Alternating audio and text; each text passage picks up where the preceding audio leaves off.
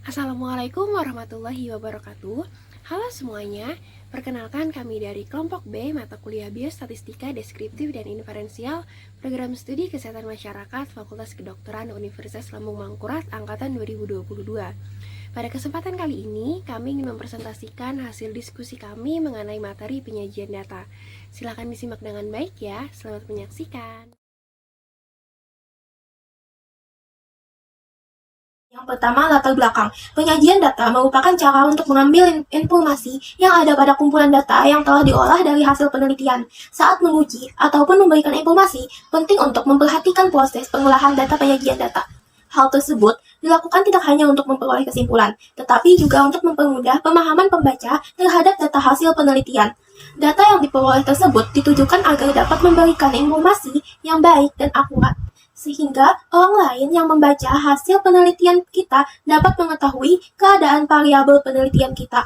Oleh karena itu, dalam melakukan penyajian data, kita harus memilih dan mempertimbangkan penyajian statistik yang sesuai dengan jenis dan tujuan penelitian yang kita lakukan. Selanjutnya, rumusan masalah. Yang pertama, apa yang dimaksud dengan penyajian data? Yang kedua, bagaimana bentuk penyajian data kategorik? Yang ketiga, bagaimana bentuk penyajian data kontinu atau numerik? Untuk tujuan, yaitu yang pertama, untuk mengetahui definisi penyajian data, yang kedua, mengetahui bentuk penyajian data kategorik, yang ketiga, untuk mengetahui bentuk penyajian data kontinu atau numerik. Penyajian data terbagi menjadi dua, yaitu penyajian data kategorik dan penyajian data kontinu atau numerik.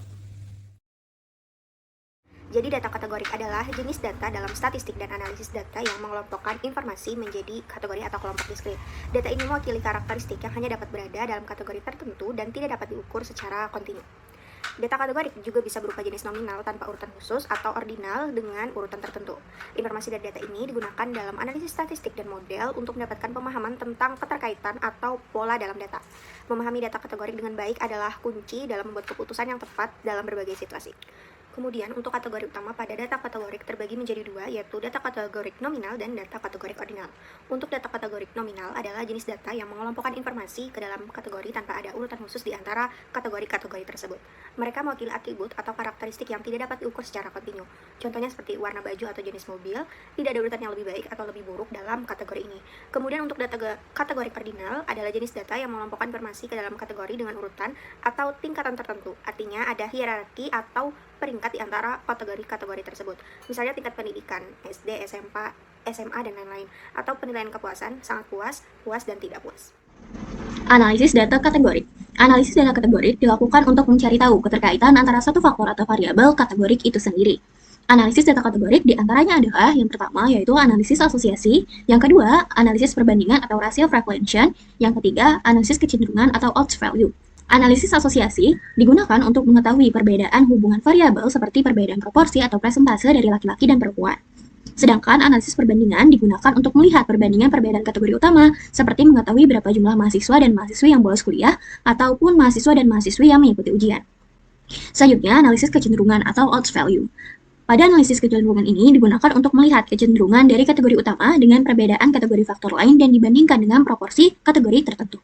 Selanjutnya yaitu distribusi analisis data kategorik. Yang pertama ada distribusi binomial, merupakan distribusi probabilitas diskrit dari keberhasilan dalam N percobaan independen, ya atau tidak, atau berhasil atau gagal, di mana setiap hasil dari percobaan mempunyai probabilitas P. Contohnya seperti dadu yang dilempar sebanyak 10 kali dan banyaknya kemunculan dihitung.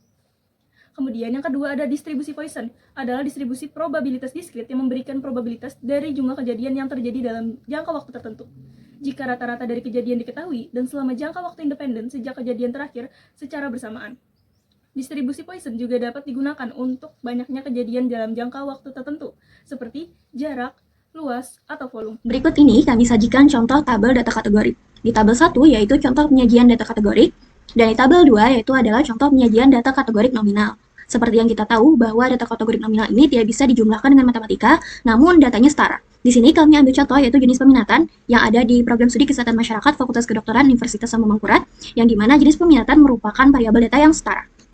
Selanjutnya pada contoh tabel 3 di sini kami mengambil contoh data kategorik pada skala ordinal yang dimana variabel yang kami ambil adalah tingkat kepuasan pelayanan kesehatan. Hal ini dikarenakan seperti yang kita tahu pada skala ordinal tidak bisa dihitung secara matematis dan setiap hasil variabelnya diharapkan bisa saling berhubungan.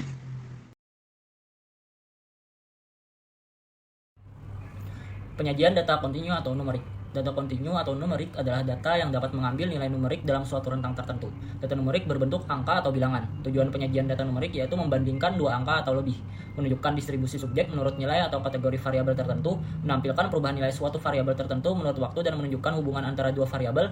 Jenis penyajian yang digunakan tergantung pada karakteristik data dan tujuan analisis yang ingin dicapai. Jenis penyajian data kontinu atau numerik yaitu ada scatter plot, grafik histogram, polygon frekuensi, OZF, dan box plot. Scatter plot sering juga disebut dengan grafik sebar, adalah penggunaan titik-titik untuk mewakili nilai untuk dua variabel numerik yang berbeda. Posisi setiap titik pada sumbu horizontal dan vertikal menunjukkan nilai untuk titik data individual. Scatter plot digunakan untuk mengamati hubungan antar variabel. Tujuan utama dari scatter plot adalah untuk memvisualisasikan sejauh mana terdapat hubungan atau korelasi antara dua variabel numerik. Dengan melihat pola titik-titik data pada grafik, maka dapat diidentifikasi apakah ada pola tertentu, tren, atau hubungan antara variabel tersebut. Jenis hubungan yang terlihat pada scatter plot yaitu hubungan positif jika titik-titik data pada scatter plot cenderung naik dari kiri ke bawah ke kanan atas. Ini menunjukkan hubungan positif, di mana adanya kenaikan. Lalu hubungan negatif jika titik-titik cenderung turun dari kiri atas ke kanan bawah. Ini menunjukkan hubungan negatif, yang berarti kenaikan pada suatu variabel berkorelasi dengan penurunan pada variabel lainnya. Dan hubungan nol jika titik-titik data tersebar acak tanpa pola tertentu, maka ini menunjukkan bahwa tidak ada hubungan yang jelas antara dua variabel. Scatter plot juga dapat digunakan untuk mengidentifikasi outlier, yaitu data yang secara signifikan berbeda dari pola umum titik-titik data lainnya. Scatter plot sangat berguna dalam analisis data dan penelitian ilmiah, serta dalam pengambilan keputusan bisnis. Ini membantu dalam memahami bagaimana variabel-variabel berinteraksi dan apakah ada korelasi yang signifikan antara mereka. Dengan demikian, scatter plot adalah alat visual yang penting dalam menjelaskan dan menganalisis data numerik. Baik, selanjutnya adalah grafik histogram. Histogram adalah penyajian data distribusi frekuensi yang disajikan dalam bentuk diagram batang. Histogram dipergunakan untuk penyajian suatu distribusi frekuensi dari data yang kontinu, kuantitatif maupun numerik. Histogram berguna dalam memahami bagaimana data tertata dalam berbagai interval dan bagaimana frekuensinya didistribusikan.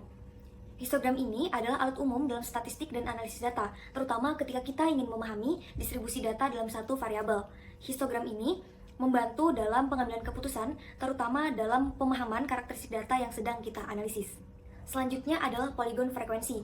Polygon adalah grafik untuk menggambarkan data dengan menghubungkan titik-titik dari tengah batang histogram. Selanjutnya, berdasarkan histogram akan dibuat frekuensinya. Polygon frekuensi sering digunakan dalam analisis statistik dan penelitian untuk menggambarkan distribusi data dan mengidentifikasi pola kumulatif dalam data numerik. Hal ini juga berguna untuk memahami bagaimana data didistribusikan sepanjang interval tertentu dan bagaimana frekuensinya berkembang.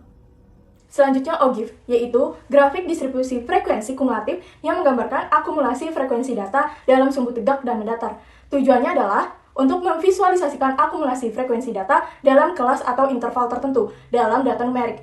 OGIF berguna dalam analisis data untuk memahami distribusi kumulatif, membantu mengidentifikasi median, kuartil, dan persentil data.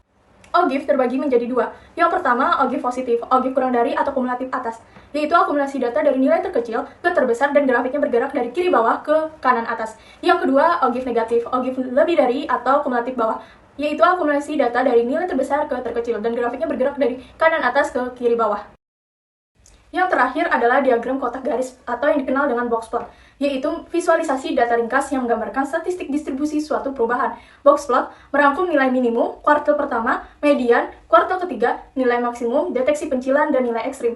Biasanya digunakan untuk data numerik, membandingkan distribusi antar kelompok atau variabel, memberikan informasi tentang sebaran data, kecenderungan sentral, dan deteksi pencilan serta asimetri dalam data.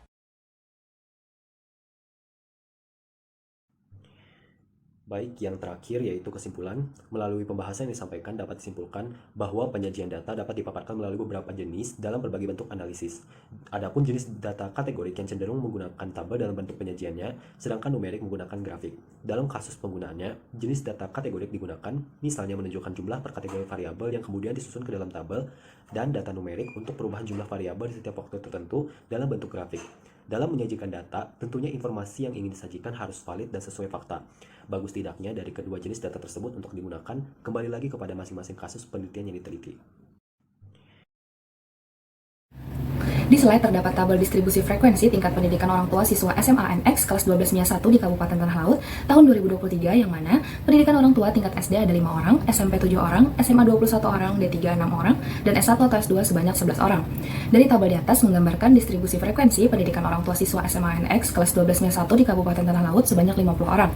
Pertanyaannya, berapa persentase yang orang tuanya memiliki tingkat pendidikan SMA? A 10%, B 14%, C 42%, D 12%, dan E 22%.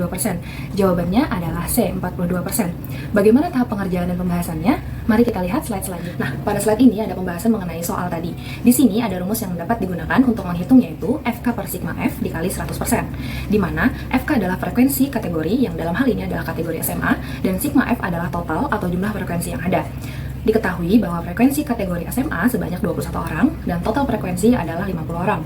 Jika dimasukkan ke dalam rumus matematis, maka 21 dibagi 50 dikali 100%. 21 dibagi 50 sama dengan 0,42. Kemudian dikali dengan 100% sehingga dapat persentasenya yaitu 42%. Jadi persentase tingkat pendidikan orang tua siswa SMA NX kelas 12 MIA 1 di Kabupaten Tanah Laut tahun 2023 pada tingkat pendidikan SMA yaitu 42%.